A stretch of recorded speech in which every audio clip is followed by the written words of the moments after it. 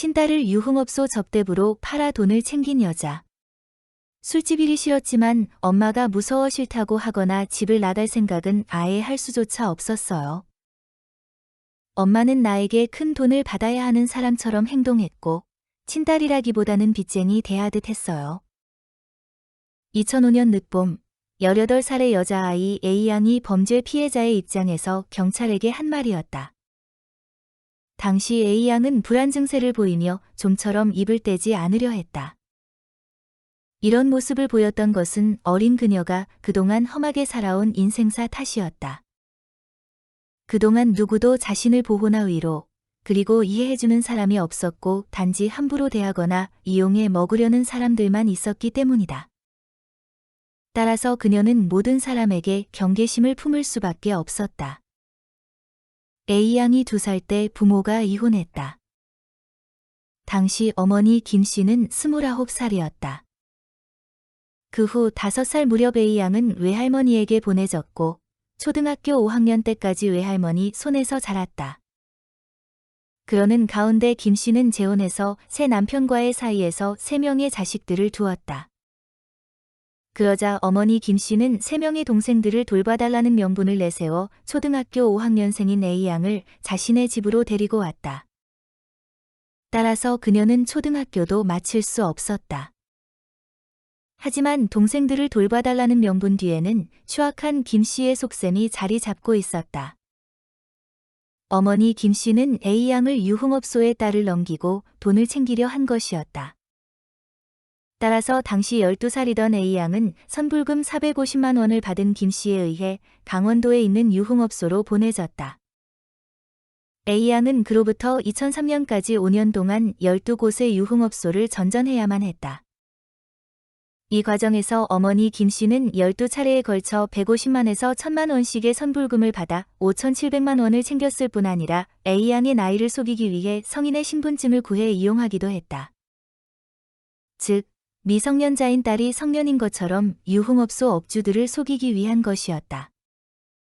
이에 업주들은 신분증 나이만 보고 A양을 짧게는 몇 주에서 길게는 수개월까지 고용했다. 이 시기에 A양은 임신을 한 적도 있다. 그러자 어머니 김 씨는 그녀를 병원에 데리고 가 임신 중절 수술을 시키기도 하였다. 또 2004년 4월부터는 자신이 운영하는 경기도 여주의 다방에서 커피나 차 등을 배달하며 성매매를 하도록 하였다. 소위 티켓 영업이라 불리는 이런 영업 방식은 외부에서 커피나 차를 주문한 손님들이 돈을 지불하고 배달 온 여성들과 일정 시간을 함께 보내는 것을 의미하며 여기에는 성매매가 병행된다. 이때 A양은 시간당 2만 원을 받고 커피나 차를 배달하였다. 이렇듯 어머니 김 씨는 스스로 친딸의 포주 노릇을 하며 친딸이 성매매로 번 돈을 갈취한 셈이다. 이 기간이 8개월이나 지속되었다.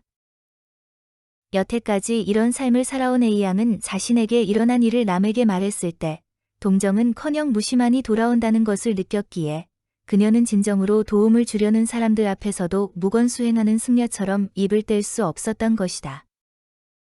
하지만 사회정의는 수수방관하지 않았다. 2005년 5월 서울 서대문경찰서는 상습부녀 매매, 아동복지법 위반, 청소년보호법 위반 등으로 어머니 김 씨를 구속했다. 하지만 김 씨는 딸이 자발적으로 유흥업소에서 일하겠다고 해서 보냈을 뿐이라고 주장하는 등 반성하는 기색이 전혀 없었다. 이를 지켜본 경찰은 어머니 김 씨가 한 말을 믿고 싶지 않지만 모성이라도 한결같이 숭고한 것만은 아닌 것 같다. 며 개탄했다. 이 사건을 맡은 서울중앙지법은 어머니 김 씨에게 징역 5년을 선고했다. 그러면서 딸이 낙태를 한 뒤에도 일을 시키는 등 친모의 범행으로 믿기 어려울 정도로 죄질이 불량하다. 고 하였다. 나아가 학업을 중단한 딸은 낮은 지적 능력, 알코올 의존 증세를 보이고 있어 과거를 극복하기 어려울 것으로 보인다. 고도 밝혔다.